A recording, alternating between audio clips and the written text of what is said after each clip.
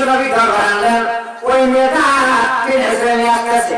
নবীজির কাছে আসেন, আনারা বললেন, ইয়া রাসূলুল্লাহ, ইয়া হাবিবাল্লাহ, আমার সম্পদ থেকে এই মেয়ে লোকটা চুরি করতে গিয়ে ধরা পড়েছে, সুতরাং আপনি বিচার করে দেন। চ্যানেলটিকে সাবস্ক্রাইব করুন এবং পাশে থাকুন। ধন্যবাদ। তাহলে কোরআন কারীম আল্লাহ পাক তুলে ধরেছে, ওরা মানে ওরা জানে, কিন্তু ওরা প্রকাশ্য করতে কি পায়। আমার বন্ধুগণ, আল্লাহ রাব্বুল আলামিন কোরআন কারীমকে আল্লাহ পাক শুধু নামাজ এবং রোজার জন্য দেয় নাই। আল্লাহ পাক কোরআন কারীমকে গোটা বিশ্ব শাসন হবে। কোরআন কারীমের আইন দিয়ে তামান চলবে। আল্লাহ পাক বলেন, ইন্না আনজালনা ইলাইকা কিতাবা বিল হাক্কি লিতাহকুমা বাইনান নাসি বিমা আরাকাল্লাহ। আল্লাহ রাব্বুল আলামিন নবীজি, এই কিতাব আমি আপনার কাছে সত্য সহকারে নাযিল করেছি, যাতে মানুষের সকল প্রকার সমস্যার সমাধান, যাতে করে এই কোরআন দিয়েই আপনি নিজের ফয়সালা করতে পারেন। বলেন সুবহানাল্লাহ। আল্লাহু আকবার। তাহলে কোরআন শুধু নামাজ রোজা জন্য আছে?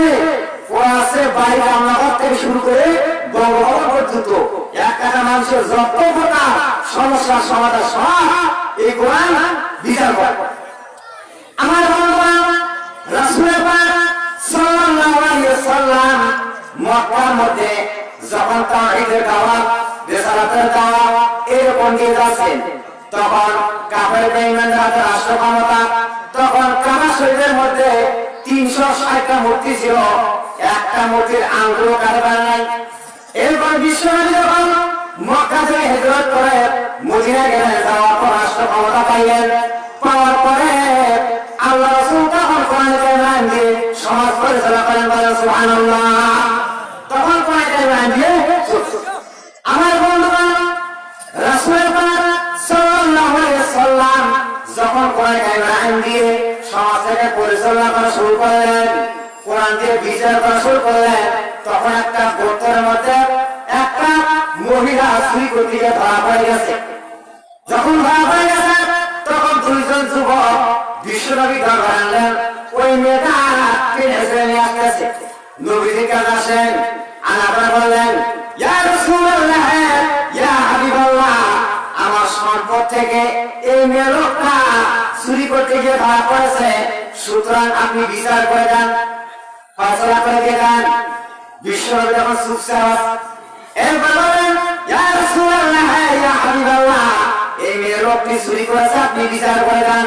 তখন আল্লাহ নবী ওয়াদা দিলেন, অমুক খরবার মধ্যে তরবারি আছে, তরবারিটা বার করে আনো। তরবারি বার করে ওই মেয়ে লোকটা হাত কেটে দেওয়া হয়। সুবহানাল্লাহ। যখন বিশ্বনবী রায় দিলেন, সাহাবায়ে কেরাম রিদওয়ানুল্লাহি তাআলা আজমাইন এরা তখন হতভম্ব হয়ে গেলেন। এদের মধ্যে একটা রেশারেশি শিশু হয়ে গেলেন। বিশ্বনবী রায় দিয়েছে মেয়ের হাত কাটতে হবে, কেমন কথা। এরপরে সাহাবায়ে কেরামদের মধ্যে একটা পরামর্শ করছেন, বিশ্বনবী রায় দিয়েছেন না, তাকে তো কার্যকর করতে হবে। তখন ওদের মধ্যে তখন বলল, শোনো, মেয়েটা তো একটা অনেক বড় পরিবারের মেয়ে, তাড়াতাড়ি চলো বিশ্বনবী দরবারে একজনকে পাঠানোর জন্য সুপারিশ করে। তখন কেউ বললো, হযরত ওমরকে পাঠাও।